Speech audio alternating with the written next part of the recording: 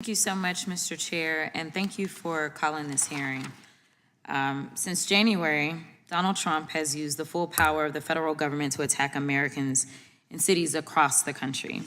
In Donald Trump's America, you are at increased risk of experiencing militaristic operations in your home, increased risk of being subject to detainment by mass thugs and wannabe vigilantes, increased risk of suffering injuries due to reckless and illegal acts by rogue federal agents. All right, let me stop you right there, because what Jasmine Crockett just dropped on the record wasn't politics. It was a full-on warning shot. In one of her hardest-hitting opening statements yet, she laid out what she calls Trump's autocracy machine. And trust me, the details she exposed are way bigger than a headline. Stay with me, because once you hear this breakdown, you'll understand exactly why this moment is going viral. And as a result, the president has been able to ignore federal law, disregard court orders, and implement the largest pay-for-play scheme in American history. The White House, well, what's left of it anyway, is literally up for sale.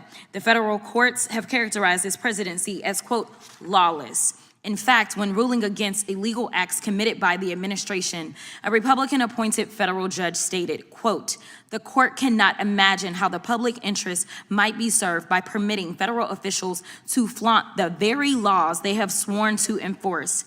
In a separate case where the administration was sued for unlawful acts, the judge, also a Republican appointee, stated, quote, "Allowing constitutional rights to be dependent upon the grace of the executive branch would be a dereliction of duty by this third and independent branch of government and would be against the public interest." But in another case, the court summed it up perfectly by declaring, quote, "As is becoming far too common, we are confronted again with the efforts of the executive branch to set aside the rule of law in pursuit of its own goals." Judiciary Committee Republicans have been completely complicit in this corruption.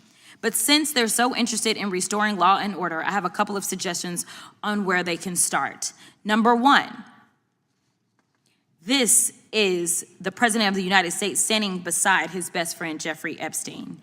As we all know, Mr. Epstein is one of the most notorious sexual predators in American history. For 8 weeks, the Republicans on this committee have chosen to protect these two men instead of providing justice to Mr. Epstein's victims. Now the administration is panicking. First, they campaigned on releasing the Epstein files.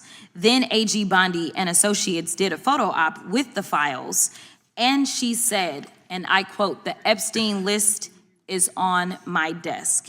Then somehow the Epstein list didn't exist. Then the Epstein files became a Democratic hoax. Now the president is supposedly supportive of releasing the files, even though he's currently ignoring a congressional subpoena to do so. Now the president is simply crashing out. And it's because he can't seem to explain his special decades-long relationship with one of the most prominent sexual predators in American history. It's already public that he's in the Epstein files, but his administration is hiding the context of his involvement, if any, with Mr. Epstein's horrific crimes. Now, this is Miss Ghislaine Maxwell. Miss Maxwell, who obviously helped Jeffrey Epstein traffic more than 1,000 women and girls, well, Donald Trump is now giving her special treatment while she's serving out her prison sentence. He won't even rule out giving her a pardon or commuting her sentence. I don't need to explain why pardoning sex traffickers wouldn't be restoring law and order. Now, this is Secretary of Homeland Security, Kristi Noem. Not only has Secretary Noem been busy filming propaganda ads, she's also been busy cashing in on millions of taxpayer dollars. In fact, Secretary Noem has funneled millions of dollars to a company called the Strategy Group. The Strategy Group helped Secretary Noem win her campaign to become the governor of South Dakota. Corey Lewandowski, her top policy advisor, has worked with the firm. And the company's CEO is married to Secretary Noem's chief spokesperson, Mrs. Tricia McLaughlin. This is what corruption looks like. They're stealing money from the American people's pockets and depositing it into their bank accounts. Now we move on to yet somebody else. This is the so-called border czar, Tom Homan. Mr. Homan is on tape accepting $50,000 in cash bribes stuffed in a brown paper bag from an undercover FBI agent. Apparently, Mr. Homan accepted these bribes in exchange for awarding federal contracts to his friends. Trump's Department of Justice killed the investigation into Mr. Homan's crimes, and congressional Republicans didn't say a mumbling word. Lastly, this is insurrectionist and Nazi sympathizer Ed Martin. It appears that Mr. Martin is functioning as the Associate Deputy Attorney General, Pardon Attorney, Director of the Fake Weaponization Working Group, and Special Attorney for Mortgage Fraud. All that means is that Mr. Martin is Trump's lapdog, whom the president sends to initiate lawsuits against the president's perceived political opponents.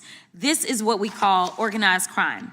They're breaking the law, often by stealing taxpayer dollars, covering up their crimes by ending and obstructing investigations, then prosecuting people who call out their unlawful behavior. And while the Republicans are encouraging this corruption, they're abandoning actual victims of violent crime and ignoring the Republican-led state's 21st century murder crisis. In September's appropriation markup, congressional Republicans proposed reducing the FBI staff by thousands of positions and underfunding the agency by more than $1 billion. They've proposed slashing resources from the ATF. They've proposed cutting grants for juvenile justice programs and hate crimes and eliminating the community violence intervention and prevention grants. They're literally defunding the police. So no matter what they say at today's hearing, congressional Republicans have proven that they are not investing in keeping American communities safe from violent crime. Mr. Chairman, I yield back. And after hearing all that, one thing's crystal clear: this wasn't just a speech. It was a blueprint of what's happening behind the scenes and a wake-up call for anyone paying attention. If you want the truth without filters, raw receipts, and real political breakdowns, hit that like button, boost that CTR, and subscribe to Crockett Decode. Because the next episode? Yeah, it's even heavier than this.